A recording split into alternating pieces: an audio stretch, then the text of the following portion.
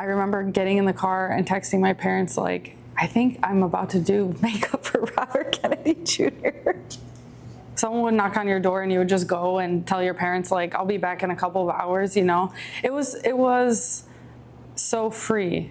It was so free. And like 30 minutes before going to bed, I would just take the hot water bottles and put them in my bed and warm up my bed and then go in there and sleep. And I was like a hippie. I mean, it was so fun. It was really fun. People talk about the American dream being dead.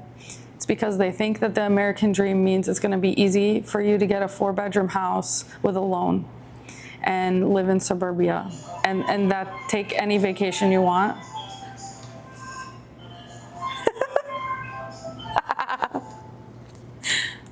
I don't remember even what you asked me, to be honest with you. I grew up mostly in Michigan. Both of my parents are from Michigan, so we lived kind of like in between where both of my parents' families are from. And it was a really nice way to grow up. We lived right across the street from a lake. There's a bunch of farms near you, and things are a lot slower than in a city. People know each other, which is really nice, and everything basically revolved around the lake. So you would meet your friends on their boats or on the island or ice skating on the lake. So that was like the main purpose to live there. Or when you were a kid, that was everything, was the lake, you know. Ride bikes all the way around the whole lake, which was like, I don't know, it must have been 3 or 4 miles, and you know, nobody had any phones. So you would just go and someone would knock on your door and you would just go and tell your parents like, I'll be back in a couple of hours, you know. It was so free. It was so free. I grew up on dirt bikes and 4-wheelers, and we would do stupid shit. We would put the snowboard on your legs and tie the rope for like skiing on the back of a 4-wheeler and drag our friends through the snow. And I was really young. I think I drove a snowmobile with my dad when I was like 6. And you were always hurting yourselves. I have so many scars on my knees from falling off of dirt bikes, falling off of my scooter, falling off of bikes, things like that. So all of the social life around the schools where I went to was based around sports, and I was not a very athletic person. So I had to, I guess, figure out what I was gonna do other than sports. I was friends with everybody. I was friends with all different types of people. It was a lower income school, but it was really big. And you had a lot of problems, and I saw a lot of things that I never would have saw if I would have stayed at my other school. I became really interested in fashion when I was a freshman in high school, and I was sure that I was gonna go to fashion school. And there was a fashion club, and I became president of this fashion club, and we put on fashion shows, and we did these events and stuff, and people kind of let me do what I wanted to do, which was really funny. Being in such a big school, I think people knew that I wasn't really going to get myself into trouble like in school. So I was able to use the theater, the costume room. I had a lot of freedom, and yeah, that high school is not like that anymore. But it was basically like a very badly performing high school, but it was good for me because I could do whatever I wanted to do, which is kind of funny. So I planned to go to college to do fashion, and I was going to go somewhere else. I looked into like Savannah, Georgia. There was even a school in Italy. There was a bunch of different schools. And then my mom was a professor at the local university where she was teaching, and she got full-time. And with her getting full-time, I got free college. So I decided just to stay at the college. And that was kind of, I mean, it's not a bad idea, but I didn't even finish college. So I basically got politely asked to leave college. Again, everybody let me do what I wanted, even in college. So I didn't really have structure. I was able to take any classes I wanted to. So I had no really trajectory. Like I wasn't like a normal student. I had taken college classes in high school, so a lot of the professors knew me, and they were kind of like, oh, it's just Taylor, which is awesome if you're responsible. But if you're not responsible, then you end up taking, like, I was taking logic courses, I was taking art history courses, I was taking political courses, but nothing, I didn't know where that was going. I was working at CVS, which I still go to the CVS when I go back to Michigan. And one of the teachers that taught with my mom that I hadn't seen in a long time was like, what are you doing? And I had just gotten kicked out of college. And I'm like, I literally don't know. It's like, I literally don't know what I'm doing. She's like, my daughter is teaching in China right now, and it's really good for her. And, you know, I think that you could do something like that. So I went on my break at lunch at CVS, and I Googled like teach abroad. And the first thing that came up was like be a nanny in New Zealand. And it was perfect because I had grown up around so many kids, and I was always taking care of kids, babysitting and stuff to make extra money. So I said, okay, and I signed up for everything, and I just took the first offer that I got for a job, which I wouldn't recommend that anybody do that because it wasn't a very good family that I worked for, but it allowed me to just go to New Zealand. And I was dating this guy at the time, and I remember him saying like, you always have all these big ideas and you never do any of them. So I don't even think you're gonna go to New Zealand. And I did. And I actually think about that a lot because I kind of wonder like, maybe if he wouldn't have said that to me, maybe I wouldn't have actually gone. But it made me so mad that I left. Yeah, I was gone like a month after. I sold all my stuff, and I was 20. I turned 20 like a day before I left or something like that. I worked with the first family for 8 months. It was horrible. They were horrible to me, probably illegal. I worked so many hours, and it was definitely not not legal. But I didn't know anything. I didn't know that I had rights. I didn't know, you know, that I shouldn't be working 70 hours per week or whatever. I was just happy to be there, and I knew that I wasn't going to call my parents and ask for money. That's what I knew. I knew no matter what happened, I was not going to call them and ask for money. I went on a vacation after the first like 7 months with some other backpackers, and they were like, oh, with your visa, you can do any job. I was like, really? I thought I could only have this job. And I searched nanny jobs, and there was a nanny job in Raglan, New Zealand, which is where I would go every weekend to surf once I started surfing.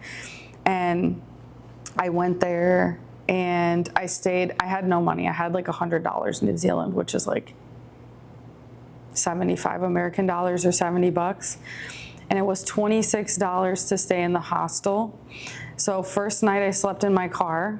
I drove there, and I said to them, like, I'm coming for the interview. They needed to hire someone right away. I showed up to the interview, crushed it, and I said, I can do this job. There's 5 kids. I said, that's fine. I can do it. There's 2 sets of twins. That's fine. I can do it. And they're like, we need to call your references. I said, that's okay. They're like, okay, as long as you're not like psycho, you have the job. So then I spent $26. I stayed at the Raglan Backpackers for one night, and I spent $8 and bought a giant bottle of alcoholic cider, and I partied. And then I drove back, and I packed up all my stuff, and a guy that I met in Raglan helped me move all of my stuff, and I took this other job. And that was when it really changed for me when I was in New Zealand. So I was living with this family that was amazing. I mean, they were so amazing. They were very wealthy, but they were very regular people. Their parents were farmers, and they had made all their money like selling off different plots of their farmland, but they still farmed. So they were very like chill, humble people. And the dad was like such a good surfer. So I would just surf all the time. I would wake up in the morning and surf, then I would go to work, I would surf in the evening, I would surf if I didn't have anything going on, and I was surfing all the time. I was just surfing as much as I possibly could. I wasn't very good, but I loved it. And all of my friends were surfers, and they were so good. They were so good. They're still so good. It's actually crazy how many amazing surfers I was around, a couple of professional surfers. But this wave in Raglan, it's like, if you surf, you know, it's like a legendary wave, and it's like the best possible place to learn how to surf because there's always waves all the time, even if they're shitty. So yeah, I would just work and surf and party. And then after about a year, I started my first side business, or my second side business. I was repairing wetsuits. So I was fixing wetsuits for the hotels and the hostels because everybody in this town came to surf. You can't even imagine how many wetsuits I would get. I would come home and there would be just wetsuits on my front door because everybody knew where I lived. And there would just be like a little note that said, you know, call this number when they're done and we'll pick them up or whatever, and you would get paid. I lived in a house that was built into the bed of a truck on the side of a mountain, and it was like a movie. It was like a movie. I didn't have any electricity in there, and so I had like this power cord that would run from the main house into this house truck. And if I needed power, I would do that. But a lot of times I wouldn't even need power until it was the winter time.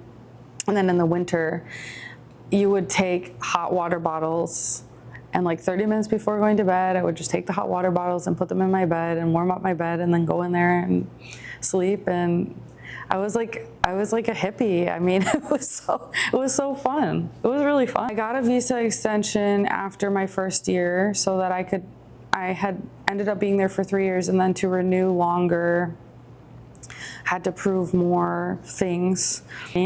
So I talked to an attorney, and she was basically like, you need to leave the country and figure this out after you leave the country. You come back, you think you miss these things, and you don't. You miss certain things about your life, but you don't actually miss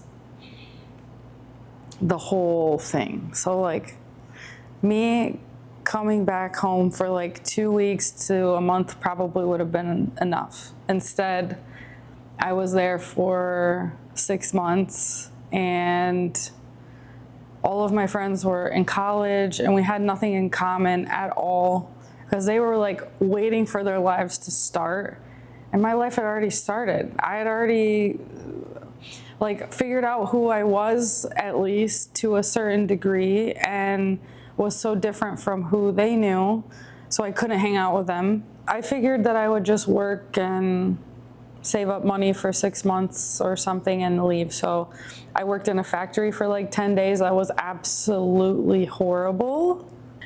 If you ask the manager of the surf shop at the time, she always said that I dropped out of the sky because they were looking for someone to work the shop and teach surf lessons. So when I was on the phone, she was like, can you teach surf lessons? And I was like, yeah, I could do that. That's easy. And she's like, and you have experience, like retail experience? I was like, yeah, I was, working at CVS or whatever. So I drove, I think it was like 3 hours or 3.5 hours. It was New Buffalo, Michigan. It's kind of like the Hamptons of Chicago. It's like a fancy little town with huge houses on Lake Michigan, about an hour away from Chicago. And then I met Andre. So that changed everything, which is very funny. So I met, who's now my husband, Andre, I met him after being in this new place for maybe a week.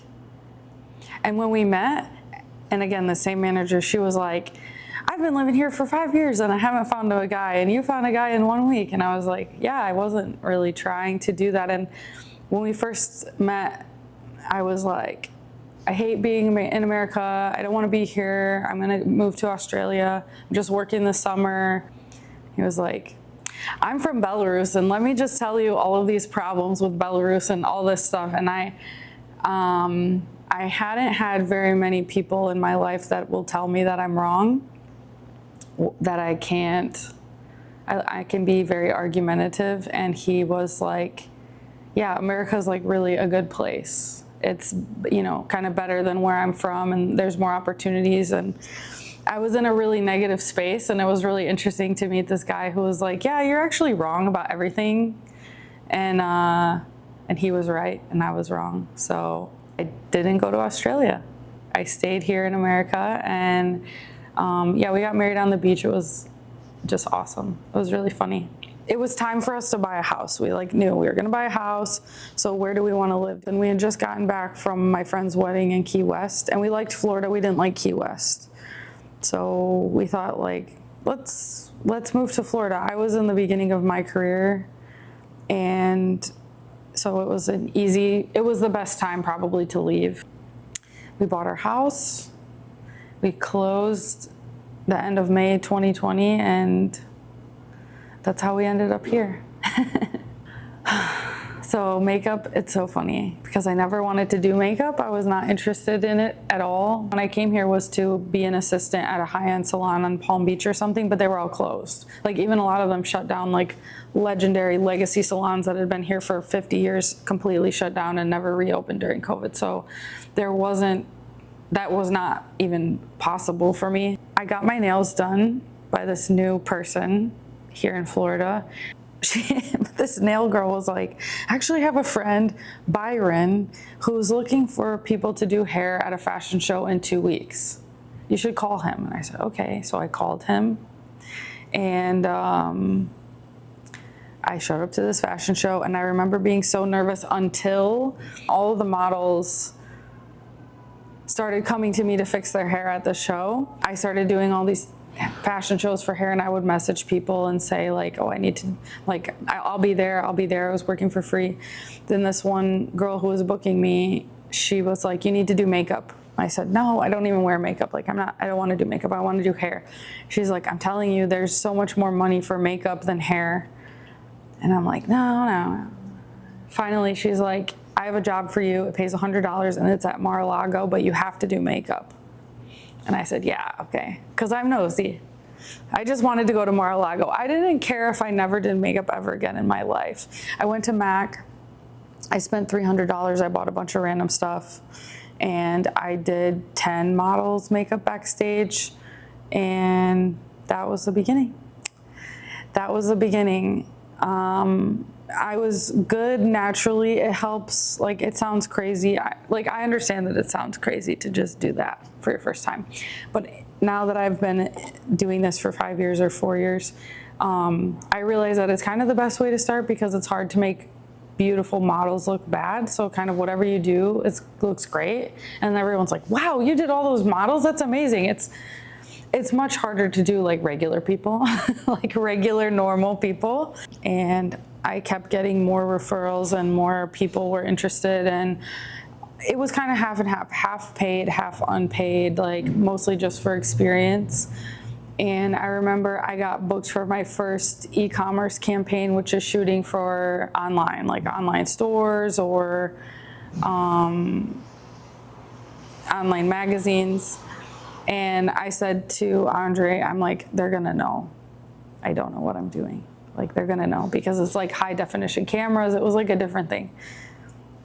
I said, I need to get more lessons. Like, I need some more skills other than just whatever I'm figuring out what I'm doing.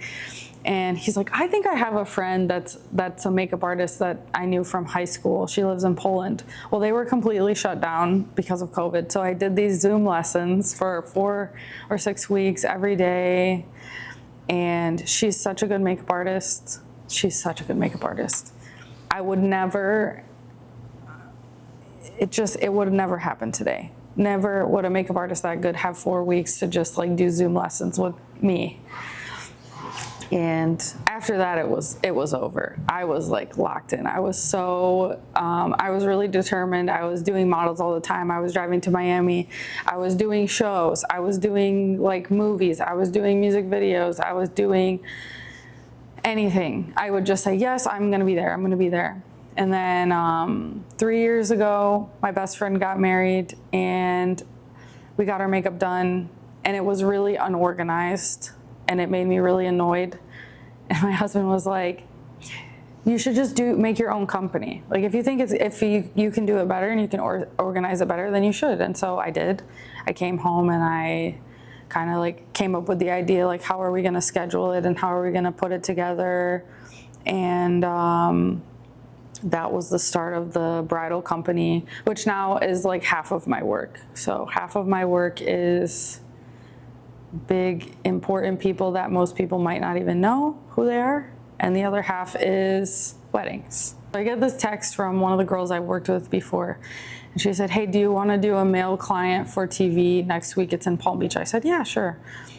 Doesn't ask for my portfolio, doesn't ask for anything. Asked me to send an invoice and you need to be at this address at this time. I said, okay. I remember getting in the car and texting my parents like, I think I'm about to do makeup for Robert Kennedy Jr. And I get there and the Gavin de Becker Corporation was doing his security. He's running for president. He hadn't been approved Secret Service protection, so he had this private security, and I was so nervous. I had my makeup bag with me, and he said like, oh, do you have any weapons on you? And I said like, no, I left my gun in the car. And he kind of looked at me and I was like, yeah, I work in Miami, which I was just joking. And he started laughing and I was like, oh, good. The owner of this house had bunnies running all over the house, and one of the bunnies got in and like chewed the cord, so they had to figure out how to do this.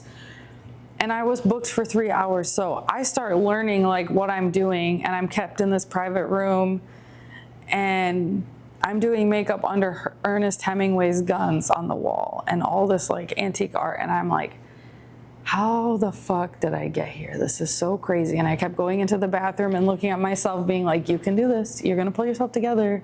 You are gonna figure this out. Okay. I did makeup for 5 minutes.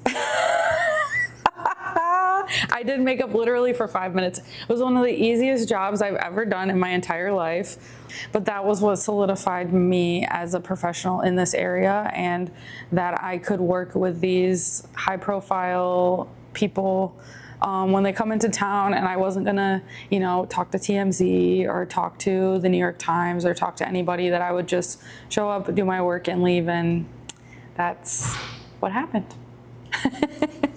If you are open to it and if you're looking for it, that good things will find you and that people want you to be successful. So when people talk about the American dream being dead, it's because they think that the American dream means it's going to be easy for you to get a 4-bedroom house with a loan.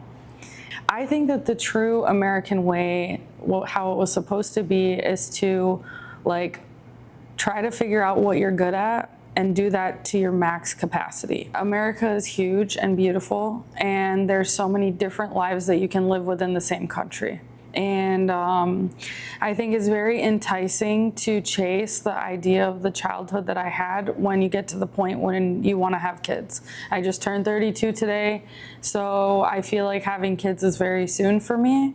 And I don't really know where we're exactly living is where I would want to have kids. Maybe it is, I'm not sure. But when I go where my parents live in North Carolina, I see kids that are very normal. It's a childhood like I had growing up. Scooters everywhere, no phones, bikes, boats, jet skis, just hanging out at the pool, and the kids are listening to their parents, and it feels like the way I felt when I grew up. I'm not running for myself. And I had been accused of running for myself when I moved to New Zealand. I was running to something. I was looking for a new experience. I've always been okay with myself. And I think that all of these experiences have shaped me and my mindset and my perspective. But I've always been myself. I've always been pretty fine with myself and pretty I don't want to say confident, that's not really the word, but just fine. I am who I am, I kind of know who I am, and the confidence now that I have is the most I've ever had in my life, and I think that comes from my skill set and the understanding that I've been able to accomplish a lot in the 4 years that I've started my company and started doing these things, but also I've been able to live an extraordinary life. I'm really lucky. I'm 32. I've been to 12 different countries. I've lived in 2 different countries. I could move to another country if I wanted to. I have that ability, which is really rare, and I'm really lucky. I have a supportive family. I have a supportive husband who wants me to do whatever I want to do, which is really lucky. And within myself and within my marriage and my family, I feel really like solid and good. Just slow down. I definitely have a personality, which you can probably tell that I go like 100%. I went 100% surfing, I went 100% to hair, 100% into makeup. So I think now I'm able to kind of slow down a little bit and take care of like other things around me and enjoy like the stillness and the calmness. So I'm doing like needlepoint, which is very slow and you have to sit and it takes a long time. And I'm doing these gardening, just slowing down. So I think things don't have to be so like extreme, just need to just slow down a little bit.